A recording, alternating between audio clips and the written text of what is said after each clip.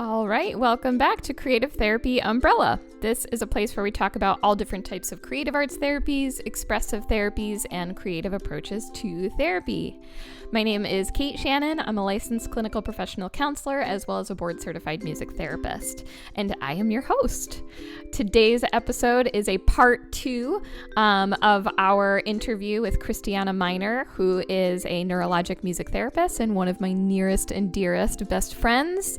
If you haven't listened to part 1, I recommend going and checking that out. It's going to make a lot more sense because we kind of dive right into, in this part 2, talking about why the personal is professional, having conversations about race, equity, and social justice within the creative arts therapy field.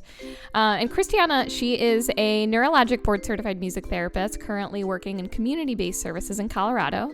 She is a cult and abuse survivor and is passionate about therapy, social justice, and amplifying marginalized voices as someone who holds marginalized aspects of her own.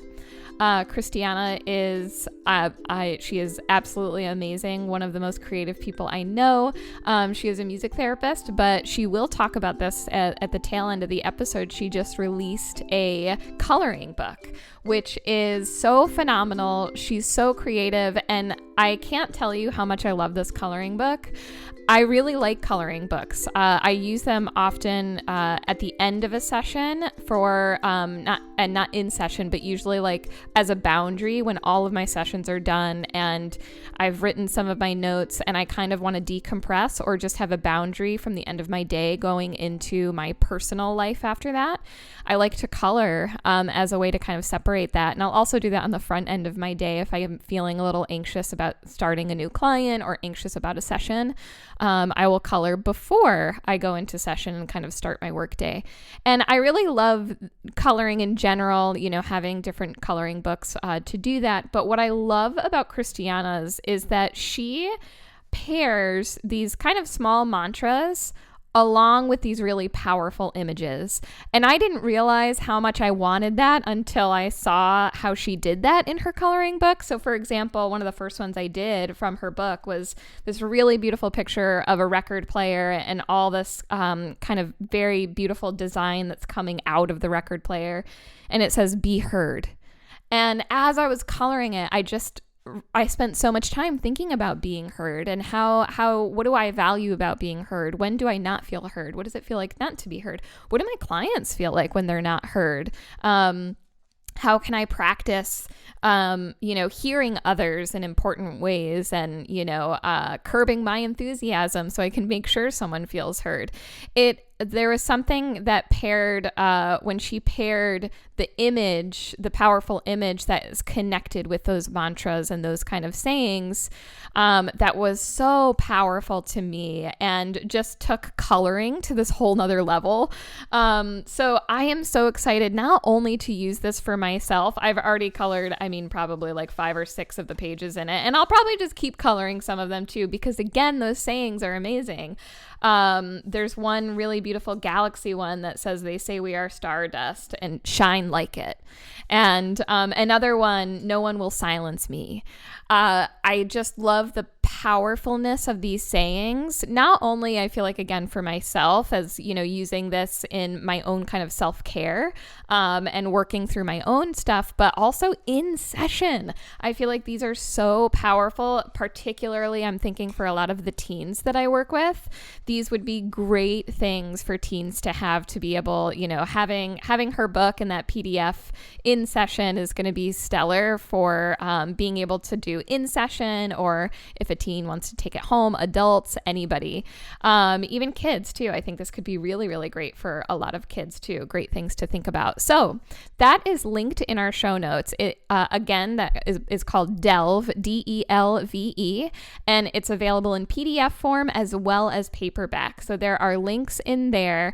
It is amazing. You will have fun with it. Your clients will have fun with it. And it's Kristiana's amazing work, which is just, awesome. So I love the idea of supporting each other in our small field of creative arts therapists. When we can support each other, it is phenomenal when we can come together. So don't forget to check that out. There are also a bunch of other links in our show notes. Again, this episode is a little bit shorter so that we can hold the space that and reflection I think that a topic like this deserves. There are also additional links within the show notes specifically talking about the Israeli and Palestinian crisis. There are, that was I think much more in the news last week, but it is still very much going on now. And it's really important that we understand what is happening and how this affects our colleagues and our clients as well. So there is information in the show notes there as well for that. All right, we're going to dive right back in here, and we are talking about the topic of diversity as therapists within our field, specifically music therapy, and how there needs to be more diversity in our field, and why isn't there? And why is there a major certain demographic that takes over the music therapy field? And how can we change that? So let's dive in. It's I don't have words for it. I don't have words for it of how frustrating it is, especially to, when you're in the field, a field that we have, I think probably are,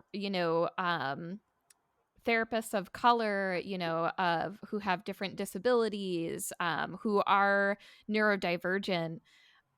There needs to be more. I think we've known this so much too, that like our field there's way too much of just white people in our field as well. A certain socioeconomic bracket as well. Yes. And that, going into that too, of how much like it's so much not just about the people that are currently in it, but the people who are not in it, and why aren't they, and what's happening there. Why aren't we welcome? Yes. Why? I've known so many folks who don't come from the classical elitist, musical training that somehow is a requirement for so many music therapy programs, and they've had to fight for their place at the table. And I know what that feels like, to have to fight for my place at the table. How come everyone else gets this place set for them? How come we can't just welcome them all to the table? Here's your place for you. Yeah, and it's not fair to our colleagues. I've learned so much from them. So so many people putting in this labor to educate the rest of us who don't have the experiences they have. And it breaks my heart when some of our colleagues just dismiss it. Oh my gosh, No. yes. When someone has that lived experience, they are the expert in that lived experience, and you don't get to dismiss that. Not at all. And that includes our clients as well. I mean, I've had folks bring up news stories that they catch with all the current events going on, the protests, the shootings, the trials, and I am so grateful that some of my clients, they feel like they can talk to me about those things and how they affect them. If we're not setting that space, that safe box for our clients to come in and be able to just rest in understanding and be able to express, knowing that the box is non-judgmental and accepting, what are we even doing as therapists? Can your clients look at you and talk to you about these things that concern them? And if they can't, what do you need to do? What can you do to set that space where they know that those things are welcome? They folks with marginalized identities, they need to know that their safety and well-being are prioritized. They do. Not an afterthought, not a, oh no, you fought your way to the table, okay, I guess we'll let you sit with us. Oh, there is such a difference between being welcomed and celebrated, or tolerated. And oftentimes that's what that whole like integration can be. Oh, we'll let you be here in the same room with us. Are you actually valuing their perspective, their lived experience, their expertise, what they bring to the table? Yeah. Set a place at the table. See what they bring. I love that whole analogy of the, fighting for your place at a table when that space should be set for you, just like it is for everyone else.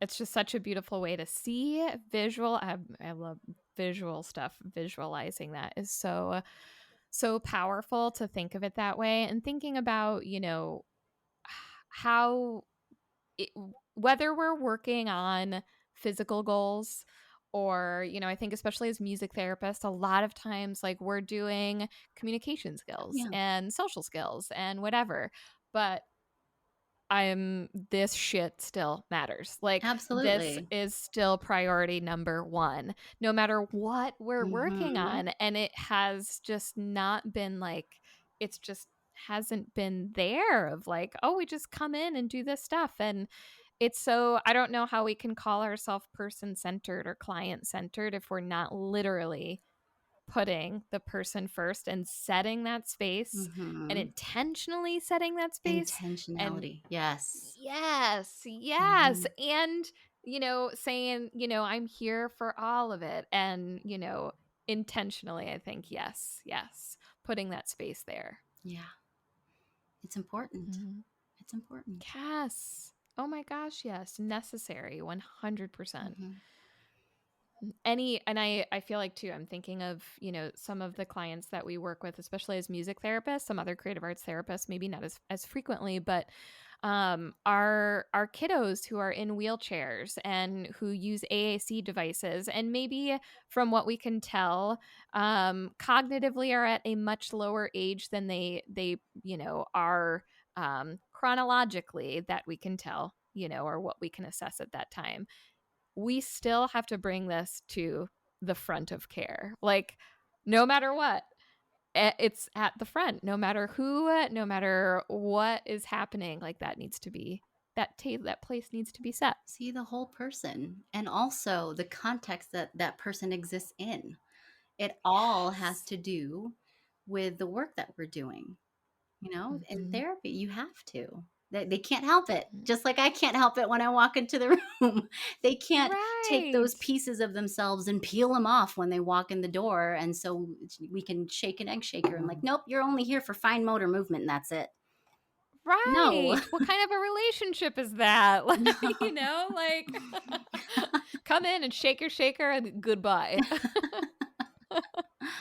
And I've worked in Oh. settings where things get emotional and there's more verbal processing that happens. Because in some places you're with that client or patient in a very vulnerable time. I'm thinking of my experiences in hospice and addiction recovery. I'm working with abuse survivors and everything. They are in the most vulnerable place in their life, and it is a sacred responsibility to meet them where they are. That's what I believe. And if we're not providing that holistic view, if we're not meeting a client where they are, if we're not meeting a person where they are, what are we doing? Mm, What are we doing? not therapy. Mm. Well, we're kind of touching on this actually of, our responsibilities as creative arts therapists, as music therapists, of promoting, advocating, intentionally setting a space Mhm. um, with social justice in our work with people.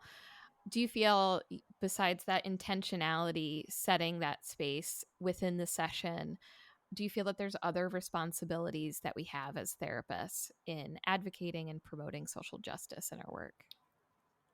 I think we have to learn how to listen.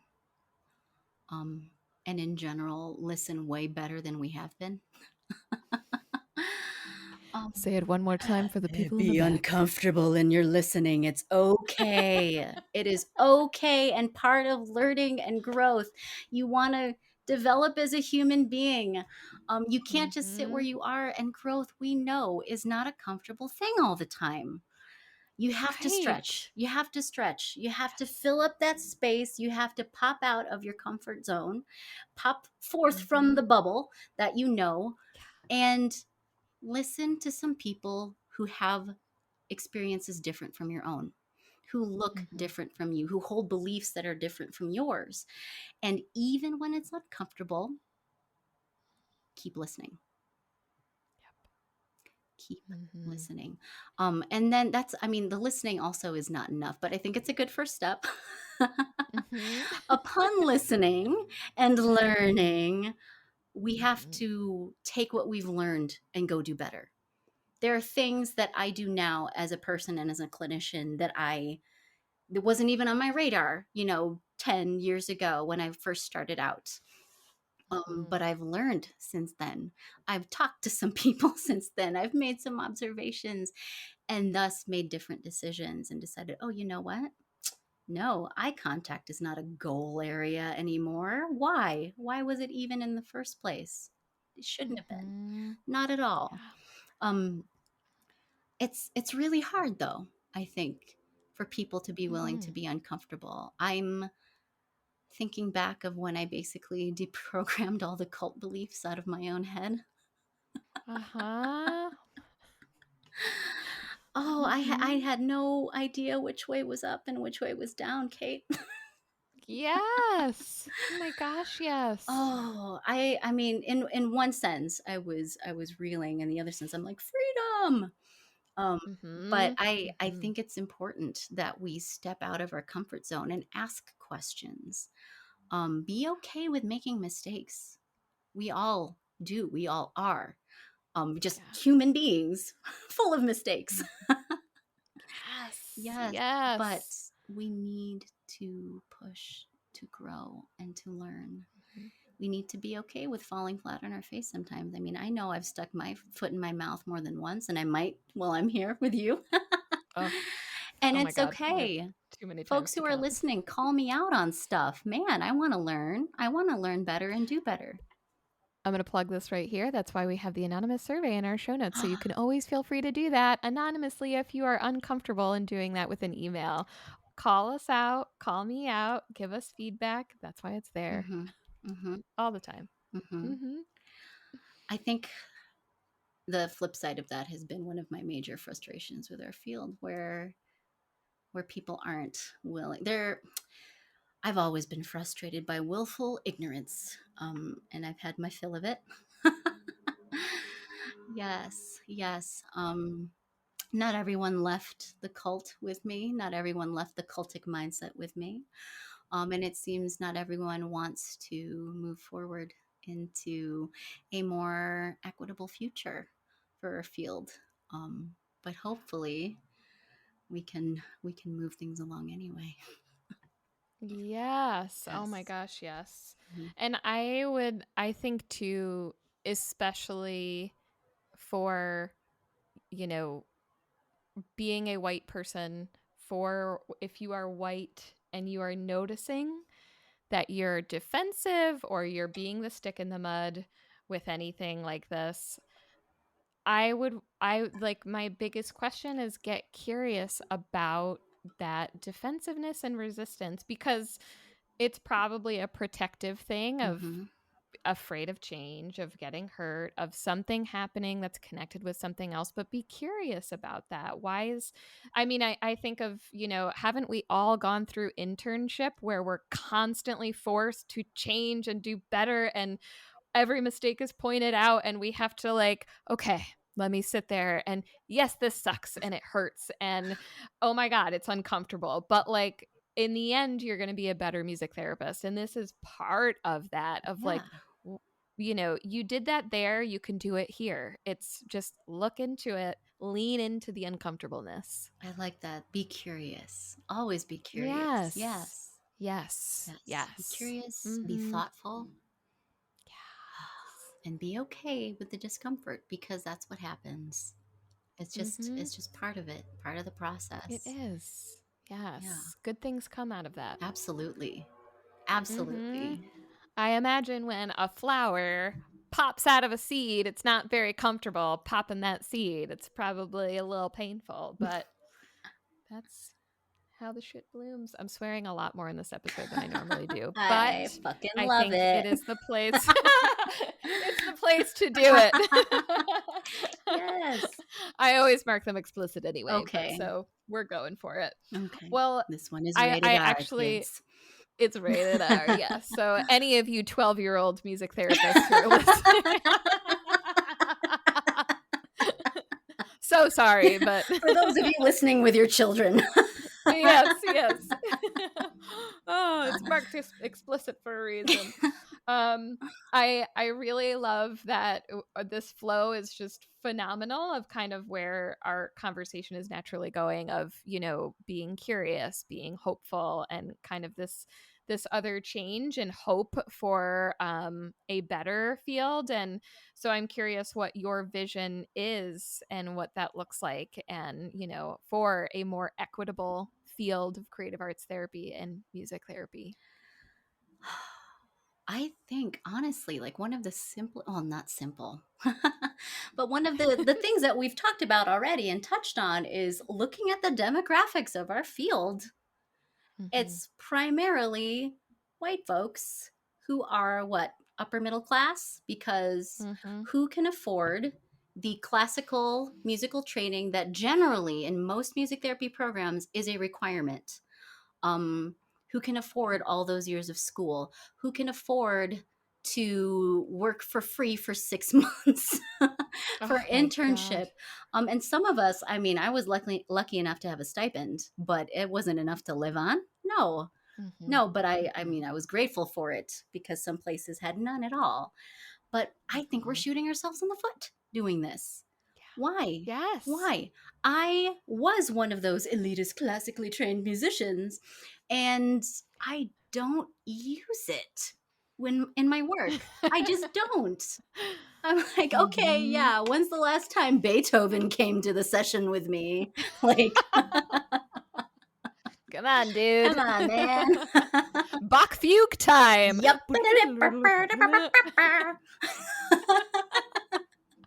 Creepy organ sounds. We are seriously limiting our field because of these requirements. And I get it. You have to be a highly skilled musician in order to be a music therapist. You just have to be, because music is our modality. But do you have to be a classically trained one who auditioned and made it into a formal music program at the university level? No, you fucking don't. Okay? You just don't. I don't use those skills in my work. I'm improvising. I'm playing mostly instruments that were not my major instrument at all. I had to pick it up real quick in practicum. I mean, many of us had to. Oh no, okay, how do we do these chords? How do we, you know? My fingers won't listen. My fingers are sore. Or me, I'd never really sung before until, it wasn't a thing. And I mean, I'm fine with it now and I love it. And I'm able to do it, you know, competently within my field. But this is so limiting to who we allow in to our ranks, who is providing services. And we could open things up so much more if we didn't have that as a requirement. And I know some programs are a lot more different, they're more lenient, I want to say. I mean, didn't you come from a more like jazz rock cool, you were way cooler than me. That was way cooler. Oh my god. Still are. I was playing in my nerdy bands with my bass at 13. But bass is evil. It has a bass and right? Yeah. I know. Anything with a rock beat in the group I grew up in. Oh, I would have been so evil. I would not have been allowed to play with you, Kate. So I'm glad we play now. I know. Every week. I know. We're making up for it now. Pretend. Especially in our D&D things, It's when D&D. we are completely playing. Yeah. Yes. Oh man. I have actually recently, there was something that was in social media about programs, and I saw actually a few listed, I think I specifically saw that. Berkeley. Okay, yeah, Berkeley I saw. Yes. Yeah, Yep, of not having to be classically which trained is and, beautiful. being able to have some jazz training and stuff.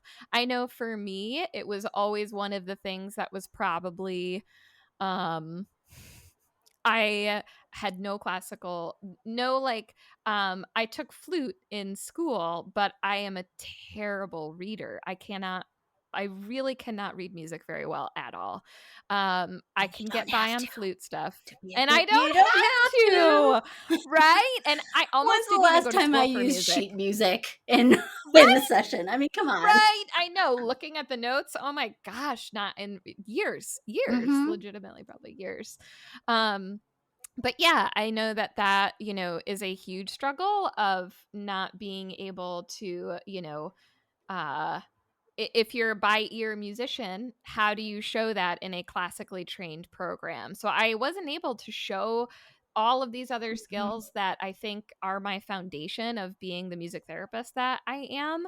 Um, I do remember in high school, my teacher having me so like I remember in high school, me and my friend who was a clarinet player, we would both try to go to each other's lessons to be like, let's just get out of class more and go to each other's lessons, and then like and mess around and see what we could get our teacher to do. And our teacher was like, cool, like, we'll do some Hey, duets, this is great. Yeah, yeah, so it was awesome. ensemble. But there was this one time, yes, and it was always fun, and we were still playing, so he was totally, I mean, he was getting buy-in from us, and we were thinking we were Oh the yeah. smart ones. You thought you were beating the system. Right. And he's like, yeah, okay, guys, I'll get you to practice. But he had pulled out a clarinet piece, and he was like, oh, I don't have the flute piece for this. And he was like, well, you just basically have to play one note lower or higher. I can't remember. I think it's lower Oh, because they're B flat. You have to play one note lower than what she I does. just transpose on And side. I It's was like, fine. and I did. And but I did that and the thing is like it doesn't make any sense. I can't read music that well, but it's like the like chord sheets and like Yeah, not the exact notes, and but it's more of like the relationship of stuff of yeah. like if I The see three feel of chord it. changes, yeah, or like the space between of like I know this chord is just 1 3 5 in root position, and the next one looks like 1 or 3 5 1 or something else. Like by looking at the chord shapes and different things, I'm like, oh, I could kind of figure that out by the way that it looks, I love that which is though. not reading But music. that's Yeah, brilliance in its own way. and that has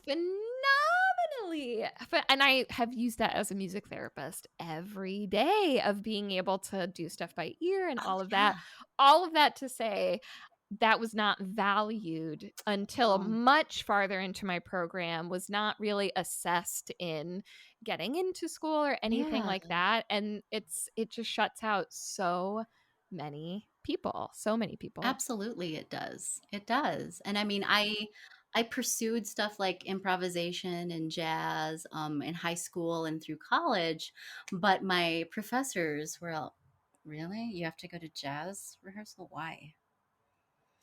Like, excuse you, because it's amazing. Okay, thank you. Bye. Yes, yeah. And Thank it's you, those bye. improv skills, being able to kind of like glance and go, okay, I get the feel of this, and to go with it and improvise and play by ear and all these things. Those are the skills that have served me in my style of music therapy.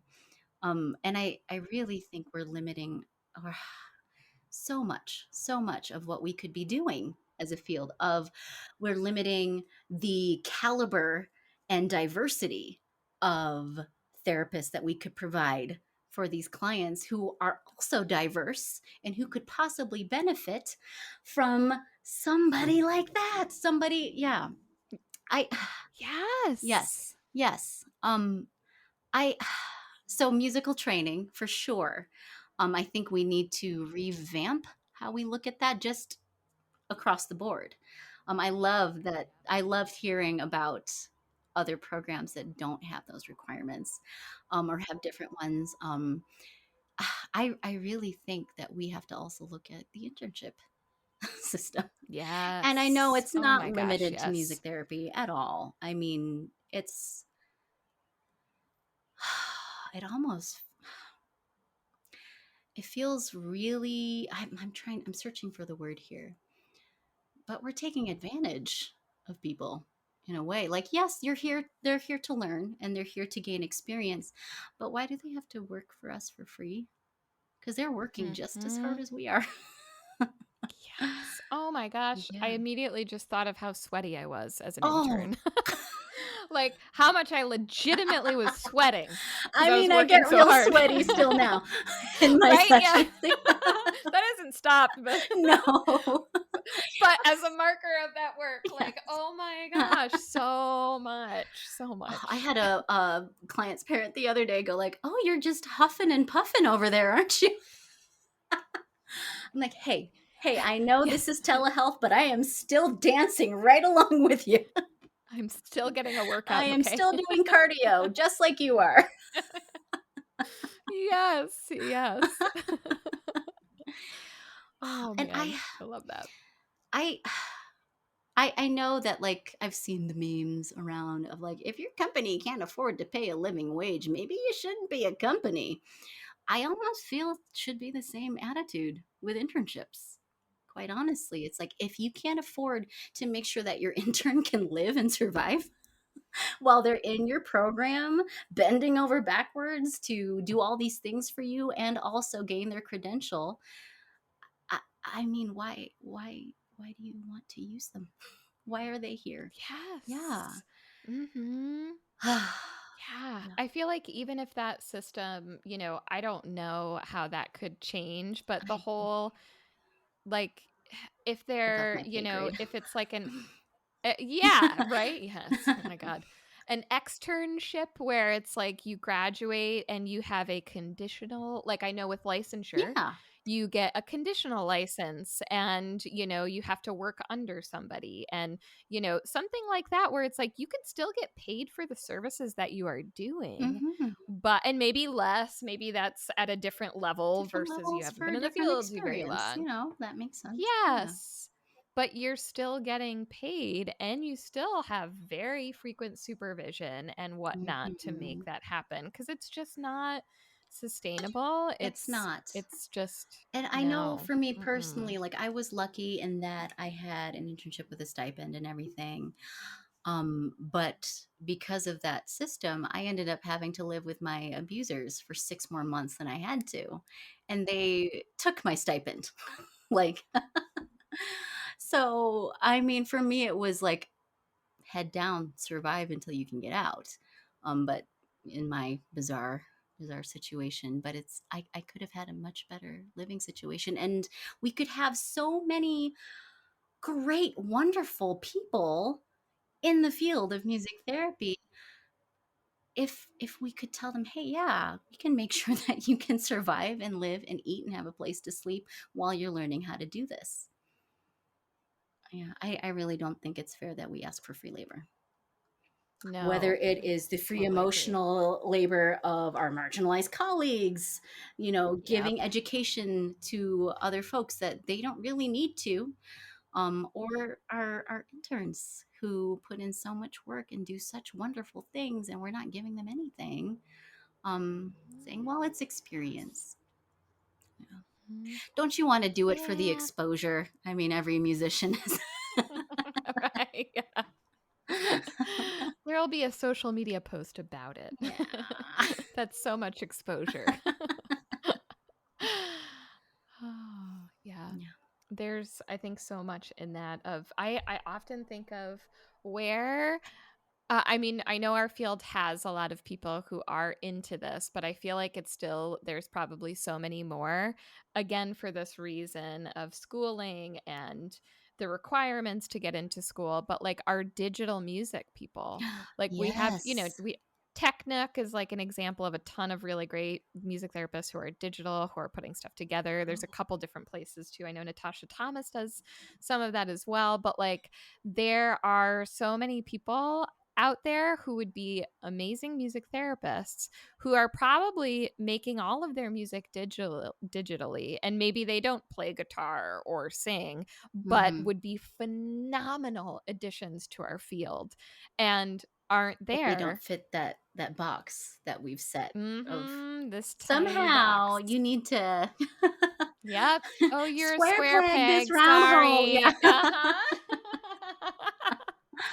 Uh-huh. Oh, Uh-huh. sorry. Yeah, Yes. and I admire that whole area so much because I know so little about it. That's not my Yeah. background, that's not my training, that's not something I've experienced in, and I wish I did. Mhm. I wish I did Mhm. because I'd be a better musician for it. And so I admire and Mhm. respect them so much. And Same. they Yes. need a And we place need set at the it. table for them.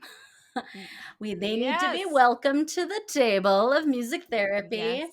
not have to fight for Mhm. their place, not be given Yes. scraps, not be, like, okay, you can sit with us, but we won't really listen to you. Right. And you're never really good enough anyway because you Hmm. don't, can't do XYZ or are XYZ. So then, holy moly. Yeah. Well, as we are coming to the end of this episode, I again want to thank you so much for number one, the emotional labor that you have put into this episode, sharing all of this with our listeners and your time and energy. That is beyond appreciated, and I am endlessly grateful for that. So thank you again. Thank you so much for having me. Of course, I want to plug one thing also before we go, at least one more thing. If listeners, first of all, want to get a hold of you, if they have questions for you, if they want to reach out to you, how can they get a hold of you? What's a good way to do that? Email? Probably email, yeah, which is Email. just my name. You can, yeah, Kristiana Minor at Gmail. I will put that in the show notes. Thank you. And you recently put together a beautiful, beautiful, beautiful, beautiful book of your artwork. Yes, this Oh, is a music therapist who put together a book of artwork because that's how creative you are. Can you share just a snippet of your book that you just released that is new and it's right yeah. there? Yes, it Yes. is. Well, as someone who a few years ago was struggling a lot with health issues, with a lot of the trauma still working through that, I felt really sick essentially a few years ago, and what I turned to was, I called it doodling. And I just kept doodling. We'd be watching TV and I'd just be doodling. And I found all these different images and phrases that were just honestly messages I was trying to tell myself um, uh, through the process of working through trauma, of healing, through pursuing better wellness and health for myself, even when I felt like death. And I compiled them into a coloring book of sorts, and I've advertised it as a coloring book for people who've been through some shit, because that's Yes. what it is. That's what Mm-hmm. it is. And it's just my doodles that got me through, essentially. And you can see a little bit of my own journey, I think, in the images, in the phrases. I just really had little snippets of things that resonated with me, that helped me, like, everyone deserves nurturing, even me, even you. um I have one of like a jellyfish here because I think I had just been to the Shed Aquarium in Chicago. And Nice. that's my favorite thing to look at, to watch the jellyfish. Oh. And I was like, you know what? Those things are terrifying. They are. Because some of them can kill you. just touching you very quickly. or be very painful and an experience not to be forgotten. But they kind of Mm-hmm. just go with the flow anyway. And I don't always have to be striving and pushing and, strong arming my way and making myself go through life by sheer willpower alone, which was my attitude for a while. Yeah. I can still go with the flow and be a terrifying badass. So, Yes. Oh my gosh, I love it so much. yeah. Yes. So that just actually got officially up for sale today, actually. Yeah. Yay. Yes, Mhm. I cannot say enough about it. Like I think I've used a lot of different like coloring books or different things like that, and I've liked them a lot. I find them very like grounding for myself, but in particular your phrases in combination and connection with the art is so much different and just adds like I feel like a much more healing. I've found that more healing than just like kind of mindlessly coloring. The phrases that go along with those pieces in your book are so much more healing centered, I've found, than, just pictures, which are great too. But like Yeah. I mean, those coloring things, is great. The it artistic thing, it's is. so grounding to just have Yeah. that paper Repetitive and movement. yeah. Mm-hmm. Yeah. But Mm-hmm. this I feel has that extra oomph to it. It does.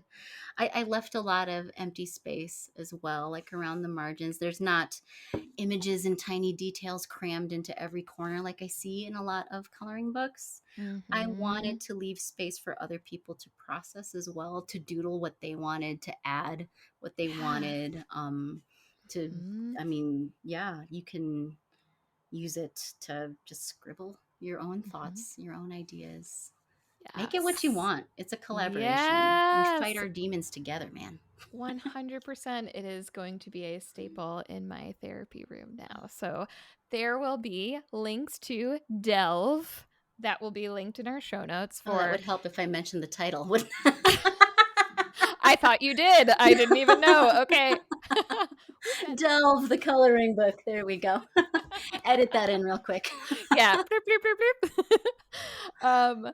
So I will link to that, both the because there are two versions. There's like the printed Yes. book version as well as the awesome, you can just download it as a As a PDF. PDF, you can use it any Yes. PDF editing app, or you can Love it. endlessly print it out, pick your favorite page.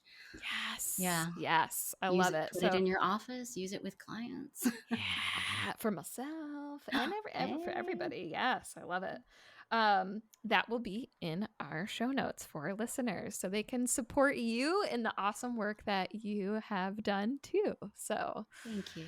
yes. Well, thank you again for coming on. This was just beyond amazing, and yeah, I can't thank you enough. Again, thank you for having me. Mm-hmm. This And was great. I get to see her tomorrow anyway to play D&D. I But know. You thought we were silly now. yeah. Oh my gosh, we were so tame. This is so like lid on it. We've got the lid on it today. Oh. All right. I hope you enjoyed this episode with Kristiana. I would like to invite you again to please feel free to use our anonymous survey if you have feedback, if you have constructive criticism. We would like to hear it. We're all for it. I am always for. That's why that survey is there. So please use it if you feel the need, and I really want to hear that feedback on how we can be better. If you have the emotional the spoons to do it, then I would love to hear it. And also always feel free to just shoot me an email, kate@creativetherapyumbrella.com, and I would love to talk that way and connect that way as well. I also encourage you to go check out Kristiana, reach out to her, support her, and check out her awesome coloring book. Again, it's amazing and can be used not only for yourself, but within your sessions too. Don't forget to check out the show notes for everything else that is included in there as well. Sending you lots of warm thoughts right now in the beginning of May, and hope that things are starting off well for you wherever you are in the springtime, if it's spring near you, if it's a different season. Whatever season it is, I hope that that season is treating you well. Again, always feel free to reach out. I love hearing from you, love talking with others. Take care and be creative.